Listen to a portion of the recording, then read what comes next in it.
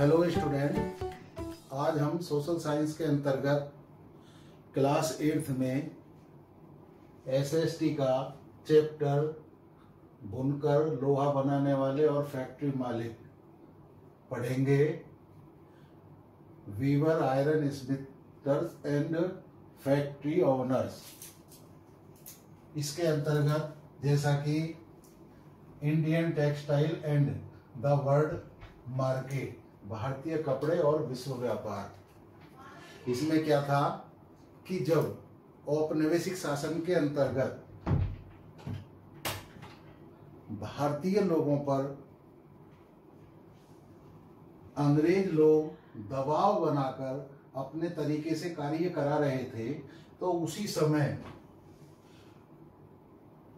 क्या क्या लोगों पर परेशानियां आई, क्या क्या उन्होंने समझा, क्या क्या सीखा, उन सारी चीजों का, कैसे उनके उद्योग विकसित हुए, कैसे उन्होंने अपनी रोजमर्रा की जरूरतें पूरी करने के लिए कौन कौन से धंधे अपनाए, वो इस चैप्टर में आपको समझाने का प्रयास किया जा रहा है। जैसे कि भारतीय कपड़े और विश्व व्यापार, Indian textiles and the world market.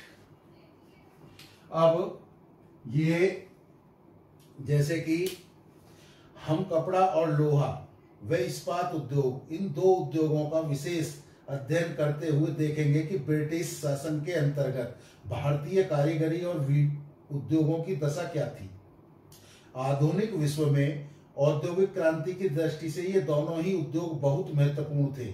सूती कपड़े के मशीनी उत्पादन ने ही 19वीं सदी में ब्रिटेन को दुनिया का सबसे बड़ा औद्योगिक राष्ट्र बना दिया था। 1850 के दशक से जब ब्रिटेन का लोहा और इस्पात उद्योग भी पनपने लगा, तो दुनिया का कारखाना ब्रिटेन को कहने लगे और ब्रिटेन के औद्योगिकरण के कारण भारत व ब्रिटिश विजय और औपनिवेशीकरण में गहरा संबंध था।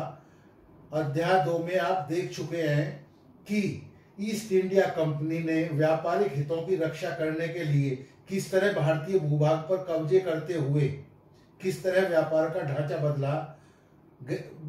बदला था।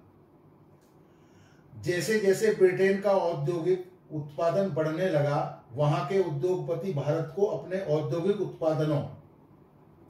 उत्पादों के लिए यहां बाजार तराशने लगे और ब्रिटेन से तैयार माल भारत के बाजारों में आने लगा। इससे भारतीय शिल्पों और उद्योगों पर किस तरह के असर पड़े, प्रस्तुत अध्याय में इन सभी बातों का हम अध्ययन करेंगे। जैसा कि बंगाल पर अंग्रेजों की विजय से पहले 1750 के आसपास भारत पूरी दुनिया में कपड़ा उत्पादन के क्षेत्र में औरों से बहुत आगे था। कपड़े लंबे समय से अपनी गुणवत्ता और बारीक कारीगरी के लिए दुनिया भर में मशहूर थे। दक्षिणी पूर्वी एशिया, जावा, सुमात्रा और पेनांग तथा पश्चिमी व मध्य एशिया में इन कपड़ों का भारी व्यापार था। 16वीं शताब्दी में यूरोप की व्यापारिक कंपनियां यूरोप में बेचने के लिए भारतीय कपड़े खरीदने लगी थीं। इस फलते फूलते व्यापार और भारतीय बुनकरों के हुनर को यादें और अन्य भाषाओं के बहुत सारे शब्दों में आज भी उनकी कारीगरी के किस्से मशहूर हैं। अब द आया वर्ड टेल अस हिस्ट्री, शब्दों में छिपाया इतिहास।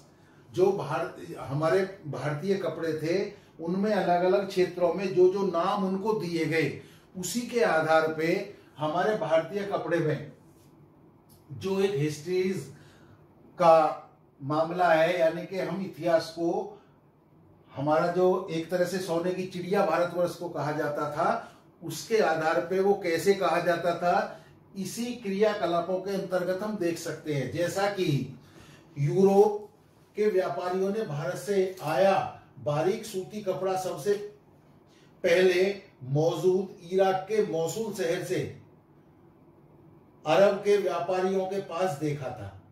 इसी आधार पर वे बारीक बुनाई वाले सभी कपड़ों को मसलिन, मलमल, मसलिन यानी के मलमल कहते थे और कालीकट से निकले शब्द को कैलिको कहने लगे। बाद में हर तरह के सूती कपड़े को ही कैलिको कहा जाने लगा। ऐसे बहुत सारे शब्द हैं जो पश्चिमी बाजारों में भारतीय कपड़ों की लोकप्रियता की कहानी कहते हैं। आप चित्र 3 में एक ऑर्डर बुक का पन्ना देख सकते हैं। आइए अब हम एक इस पन्ने की थोड़ी सी जिक्र करते हैं। कैसे करते हैं देखिए, इसी बही में दी गई विभिन्न किस्मों के नामों को देखें। थोक में जिन कपड़ों का ऑर्डर दिया गया था उनमें छापेदार सूती कपड़े भी शामिल थे। उन्हें ये व्यापारी सिट्स, कोसा, खस्सा और या बंडाना कहते थे। अंग्रेजी का सिंट्स शब्द कहां से आया है? जी हां, यह हिंदी के छींट शब्द से निकला है। इसी तरह इंग्लैंड के रईस यानी कि जो मालदार लोग थे, पैसे वाले लोग थे, आर्थिक स्थिति में अच्छे लोग थे, वे लोग भी, जैसे कि वहां की शासिका महारानी भी भारतीय कपड़ों से बने परिधान पहनती थी। बंडाना शब्द का इस्तेमाल गले या सिर पर पहनने वाले चटक रंग के छापेदार गुलूबंद के लिए किया जाता था। यह शब्द हिंदी के बंदाना, बांधना से निकला है। इस श्रेणी में चमकने वाले चटक रंगों ऐसी बहुत सारी किस्म के कपड़े आते थे जिन्हें बांधने और रंग साजी की विभिन्न विधियों से ही बनाया जाता था, जैसा कि आप चित्र में भी इसे देख सकते हैं। दूसरी चीज, यूरोपीय बाजारों में भारतीय कपड़ा किस तरह देखा जाता था, किस तरह उसको समझा जाता था। India textile in Europe markets, यूरोपीय बाजारों में भारतीय कपड़ा किस तरह समझा जाता था, देखा जाता था। 18वीं सदी की शुरुआत तक आते आते भारतीय कपड़े की लोकप्रियता से बेचैन यानी कि परेशान होकर इंग्लैंड वालों ने वहां ऊन व रेशम निर्माता भारतीय कपड़ों के आयात का विरोध करने लगे। इसी दबाव के कारण 1720 में भारतीय सरकार ने इंग्लैंड में छापेदार सूती कपड़े, छींट के इस्तेमाल पर पाबंदी लगाने के लिए एक कानून पारित कर दिया।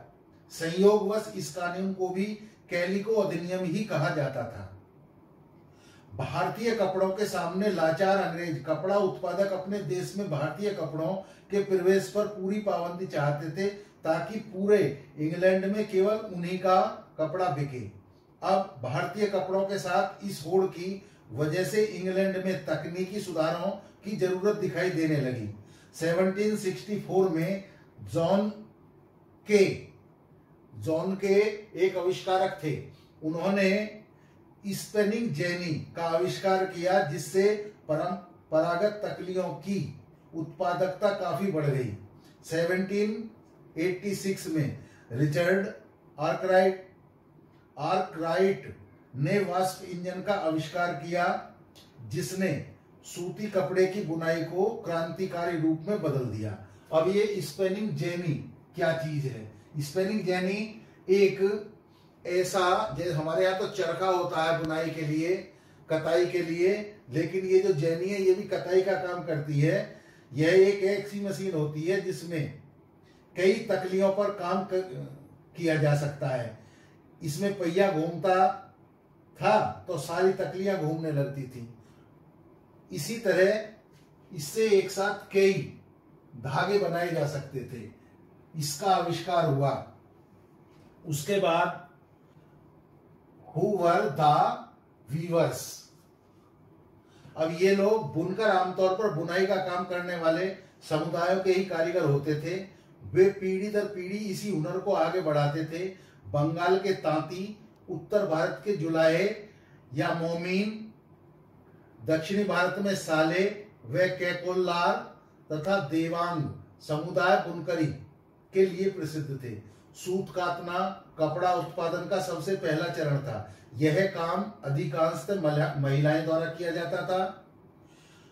चरखा और तकली घर घर में पाए जाते थे। धागे को चरखे पर काटकर तकली पर लपेट दिया जाता था। जब कताई पूरी हो जाती थी तो बुनकर इस धागे से कपड़े बुनते थे। हथकरघों पर होने वाली बुनाई और उससे जुड़े व्यवसायों से लाखों भारतीयों की रोजी रोटी चलती थी।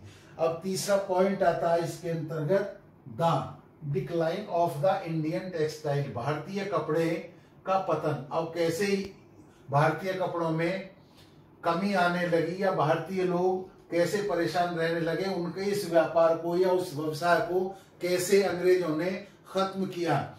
जैसे कि ब्रिटेन में सूती कपड़ा उद्योग के विकास से भारतीय कपड़ा उत्पादकों पर कई तरह के असर पड़े। पहला, अब भारतीय कपड़े को यूरोपीय और अमेरिका के बाजारों में ब्रिटिश उद्योगों में बने कपड़ों से मुकाबला करना पड़ता था। दूसरा कि यह कारण भी था कि भारत से इंग्लैंड को कपड़े का निर्यात मुश्किल होता जा रहा था, क्योंकि ब्रिटिश सरकार ने भारत से आने वाले कपड़े पर भारी सीमा शुल्क थोप दिए थे। इंग्लैंड में बने सूती कपड़े ने 19वीं सदी की शुरुआत तक भारतीय कपड़े को अफ्रीका, अमेरिका और यूरोप के परंपरागत बाजारों से बाहर कर दिया था। इसकी वजह से हमारे यहाँ के हजारों बुनकर बेरोजगार हो गए और 1823 में भारत की कंपनी सरकार को 12,000 बुनकरों की तरफ से एक पत्र मिला, जिसमें कहा गया था कि हम भूखे मर जाएंगे।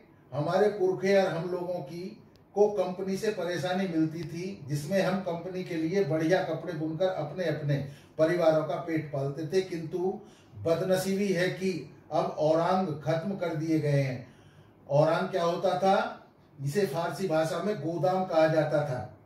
वहां बिक्री से पहले चीजों को जमा करके रखा जाता था।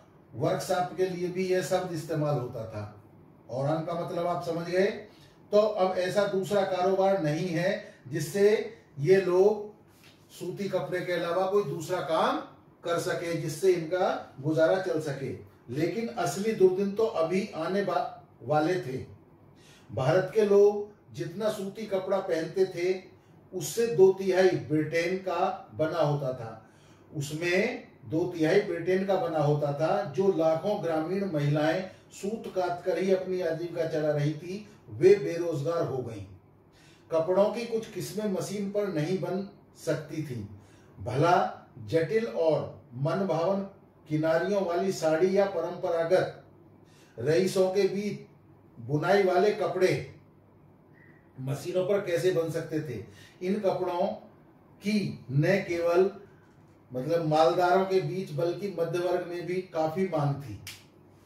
और न ही ब्रिटेन के कपड़ा मिलों में वह बेहद मोटा कपड़ा बनता था जिसे भारतीय गरीब पहनते थे। राष्ट्रीय आंदोलन के दौरान महात्मा गांधी ने भी लोगों से आह्वान किया कि वे आयातित कपड़े का बहिष्कार करें और हाथ से कते हुए सूत और हाथ से बुने हुए कपड़े ही पहने। इस तरह खादी राष्ट्रवाद का प्रतीक बनती चली गई यह मुहिम महात्मा गांधी जी की, और चरखा भारत की पहचान बन गया। और 1931 में उसे भारतीय राष्ट्रीय कांग्रेस के तिरंगे झंडे की बीच वाली पट्टी में जगह दे दी गई। आजीविका के साधन गंवा चुके बुनकरों और सूत काटने वालों का क्या हुआ? उसमें से बहुत सारे तो खेतीहर मजदूर बन गए, कुछ काम की तलाश में शहरों की तरफ चले गए और बहुत से देश से बाहर अफ्रीका व दक्षिणी अमेरिका के बागानों में काम करने चले गए। अब आया कॉटन मिल कम अप, यानी कि जब इस प्रकार की भारतीय कारीगरों की जो दुर्दशा हुई, इसमें स्त्री भी थी पुरुष भी थी, जिनसे उनका रोजगार चल रहा था, उन्हें बहुत बड़ा धक्का लगा और उनकी आजीविका, उनको चलाना आजीविका दूभर हो गया। तो फिर कैसे हुआ सूती कपड़ा मिलों का उदय कैसे हुआ?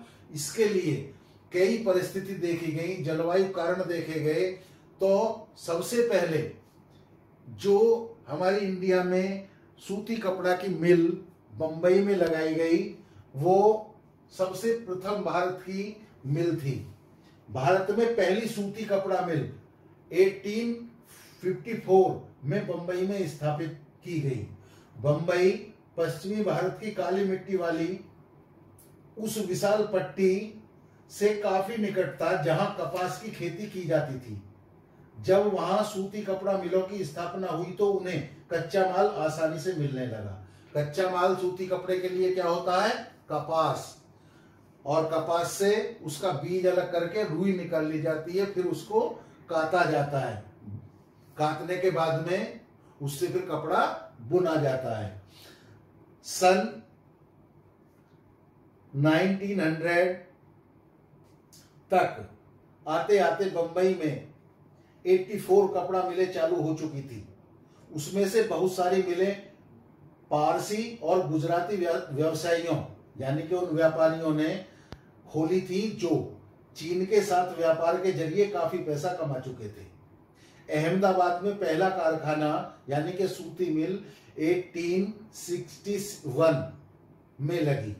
इसके बाद भारत में औद्योगिक सूती वस्त्रोत्पादन की पहली बड़ी लहर प्रथम विश्व युद्ध के मध्य दिखाई दी, जब ब्रिटेन से आने वाले कपड़े की मात्रा में काफी कमी आ गई थी और सैनिक जरूरतों को पूरा करने के लिए भारतीय कारखानों से कपड़े का उत्पादन बढ़ाने की मांग की जाने लगी। अब भारतीय कपड़ा धीरे धीरे उत्पादन की दृष्टि से भी और व्यापार की दृष्टि से भी इसमें इजाफा होने लगा। उसके बाद में आता है टीपू सुल्तान की तलवार और वुड स्टील यानी कि the sword of Tipu sultan and would steel.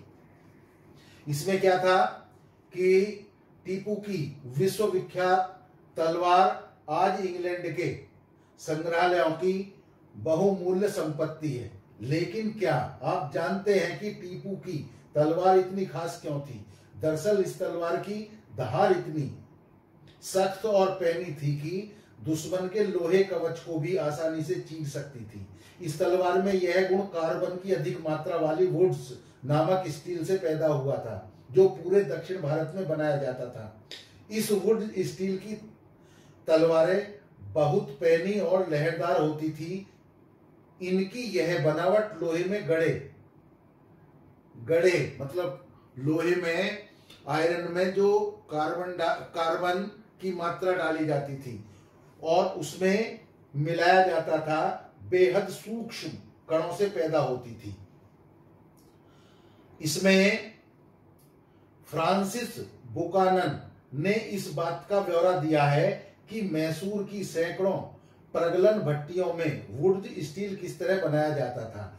Would असल में कन्नड़ शब्द उक्कू, तेलुगु शब्द हुक्कू और तमिल व मलयालम शब्द उरक्कू यानी स्टील का ही बिगड़ा हुआ अंग्रेजी रूप है। भारतीय वुड स्टील ने भारतीय और यूरोपीय वैज्ञानिकों को काफी आकर्षित किया था। माइकल फैराडे ने भारतीय वुड स्टील की विशेषताओं का 4 साल तक अध्ययन किया था। भारत पर अंग्रेजों की जीत के साथ ही यहाँ का तलवार और हथियार उद्योग समाप्त हो गया और भारतीय कारीगरों द्वारा बनाए गए लोहे और इस्पात का स्थान इंग्लैंड से आए लोहे के इस्पात ने ले लिया था। अब जब इंग्लैंड से लोहे का व्यापार प्रारंभ हो गया तो यहाँ की जो भट्टियां थी, जहां पर जो कारीगर थे, वे लोग बेरोजगार हो गए क्योंकि उन्होंने वन कानून भी बना दिए थे जहां से कच्चा लोहा लोग लेकर आते थे और लकड़ियों का भी जो वनों से लकड़ियां लेके आते थे उस पर भी पाबंदी लगा दी थी। तो गांवों में यानी कि गांवों की उजड़ी भट्टियां, जो गांवों में लोग काम करते थे, वो अब बेरोजगार होने लगे क्योंकि ब्रिटेन से स्टील का कारोबार शुरू हो गया था। अब इसमें क्या हुआ, लोहे के परिशोधन की बेहद परिष्कृत तकनीकी जरूरी थी। ऐसे प्रगलक कारगर थे जो लोहा बनाने के लिए लौह अयस्क के स्थानीय भंडारों का इस्तेमाल करते थे। इसी लोहे से कारखानों में दैनिक इस्तेमाल के औजारों और साधन बनाए जाते थे। ज्यादातर भट्टियां मिट्टी और धूप में सुखाई गई ईंटों की बनी होती थी। प्रगलन का काम पुरुष करते थे, जबकि महिलाएं धौंकनी चलाती थी। अब धौंकनी, प्रगलन, ये आपकी किताब में लिखा हुआ है कि लोहे की गलाने की जो प्रक्रिया होती है उसे प्रगलन कहते हैं। और धौंकनी, जो कि औरत हवा का एक पंखा होता था जिसे चलाती थी, उसे धौंकनी कहा जाता था। वो प्रेशर से हवा भट्टी में लगती थी और उससे तेजी के साथ में आग प्रवाहित होती थी। इसी प्रकार जैसा कि आपने देखा कि 19वीं सदी के अंत तक आते आते गांवों में जो भट्टियां थी वो कम होती जा रही थी। उनकी ज्यादातर गांवों में भट्टियां ठंडी पड़ चुकी थी और लोहे का उत्पादन गिरता जा रहा था। ऐसा क्यों हुआ? इसकी वजह नए वन कानून, जैसे कि भी मैंने बताया, जिनके बारे में आप पिछले अध्याय में यानी कि 4 में पढ़ चुके हैं, उसमें सब जानकारी है। 19वीं सदी के आखिर तक ब्रिटेन में लोहे और इस्पात का आयात भी होने लगा था। 20वीं सदी की शुरुआत तक लोहा और इस्पात बनाने वाले कारीगरों के सामने एक नई चुनौती आ खड़ी हुई। उसके बाद में क्या हुआ? भारत में लोहा व इस्पात उद्योग का उदय, यानी कि iron and steel factories come up India. क्या हुआ इसमें? साल 1904 की बात है। अप्रैल के महीने में अमेरिकी भूवैज्ञानिक चार्ल्स वेल्ड और जमशेदजी टाटा के सबसे बड़े बेटे दोराबजी टाटा भारत आए थे। भारत में उनकी इच्छा थी कि भारत में बड़ा लोहा एवं इस्पात कारखाना लगाने के लिए अपनी संपत्ति का बड़ा भाग खर्च करने के लिए वो तैयार थे, लेकिन इसके लिए पहली शर्त यह थी कि यहाँ उम्दा मीन्स अच्छा, गुड कैटेगरी लोहा मिलना चाहिए। एक दिन कई घंटे तक नहीं, एक दिन वेल्ड और दोराबजी एक छोटे से गांव में जा पहुंचे। वहां उन्होंने देखा कि कुछ स्त्रियां पुरुष टोकरियों में भरकर लौह अयस्क ले जा रहे हैं। वे अगरिया समुदाय के लोग थे। अगरिया समुदाय के लोगों ने ही लौह अयस्क और एक और स्रोत ढूंढने में मदद दी, जहां से भारत में भिलाई स्टील संयंत्र को अयस्क की आपूर्ति की गई। उन्होंने मदद की, टाटा की भी और जो चार्ल्स वेल्ड थे इनकी मदद की, क्योंकि ये तो भूवैज्ञानिक थे चार्ल्स वेल्ड और जमशेदजी टाटा। ये एक कारखाना लगाने चाहते थे, इसलिए अगरिया लोगों ने इनके समुदाय की मदद, अगरिया समुदाय ने इनकी मदद की। क्या मदद की? कि जहां शुष्क क्षेत्र था वहां पर का जो लोहा था वो उत्तम था, लेकिन वहां कोई पानी का साधन नहीं था, इसलिए उन्होंने वह दूसरा स्थान उन्हें बताया जहां पानी भी था और लोहा भी था। इसमें कुछ साल बाद स्वर्ण रेखा नदी के तट पर बहुत सारा जंगल साफ करके फैक्ट्री और एक औद्योगिक शहर बसाने के लिए जगह बनाई गई। इस शहर को जमशेदपुर का नाम दिया गया। इस स्थान पर लौह अयस्क भंडारों के निकट ही पानी भी उपलब्ध था और Tata iron and steel company TISCO की स्थापना हुई, जिसमें 1912 से स्टील का उत्पादन शुरू हो गया। भारत में रेलवे के विस्तार की वजह से ब्रिटेन में बनी पटरियों की यहाँ भारी मांग थी। काफी समय तक भारतीय रेलवे से जुड़े अंग्रेज विशेषज्ञ यह मानने को तैयार नहीं थे कि भारत में भी श्रेष्ठ इस्पात का निर्माण संभव है। जब प्रथम विश्व युद्ध हुआ 1914 में, तो उस समय ब्रिटेन में बनने वाले इस्पात का यूरोप में युद्ध संबंधी आवश्यकताओं को पूरा करने के लिए सारा का सारा जो उत्पादन था वो युद्ध के लिए उन्होंने इस्तेमाल करने के लिए प्रारंभ कर दिया। जैसे कि और उसी समय क्योंकि ब्रिटेन का जो लोहा इस्पात भारत में आता था वह समाप्त होने लगा, और यहाँ पर जो परिवहन के लिए रेल का निर्माण हो रहा था, उसकी पटरियों के लिए लोहे की आवश्यकता थी। तो यहाँ पर ही जो जमशेदपुर में Tata and steel company TISCO लगी हुई थी, उस पर उसको ऑर्डर दे दिया गया। फिर क्या हुआ, इसमें उन्हें टिस्को को युद्ध के लिए गोलों के खोल और रेलगाड़ियों के पहिए बनाने का भी काम सौंप दिया गया। सूती कपड़ों की तरह लोहे का एवं इस्पात के मामले में भी औद्योगिक विस्तार तभी शुरू हुआ जब भारत में ब्रिटिश आयात गिरने लगा और भारतीय औद्योगिक वस्तुओं की मांग में इजाफा हुआ। ये बदलाव पहले विश्व युद्ध के दौरान और उसके बाद सामने आए। जैसे जैसे राष्ट्रीय आंदोलन विकसित हुआ, औद्योगिक वर्ग ताकतवर होता चला गया और सरकारी संरक्षण की मांग बुलंद होती चली गई। भारत पर पहला नियंत्रण बनाए रखने के लिए संघर्षरत ब्रिटिश सरकार को औपनिवेशिक शासन के आखिरी दशकों में बहुत सारी मांगे माननी पड़ी, जिससे भारतीय जो उद्योग धंधे थे उनको थोड़ी सी रफ्तार मिली और लोगों को रोजगार में वृद्धि दिखाई देने लगी। इस चैप्टर के अंतर्गत आपने दो उद्योगों के बारे में जानकारी हासिल की। आशा करता हूं आपकी समझ में आ गया होगा। यदि कोई प्रॉब्लम है तो आप मेरे पर्सनल फोन पर बात कर सकते हैं और अपनी समस्या का समाधान भी कर सकते हैं। धन्यवाद।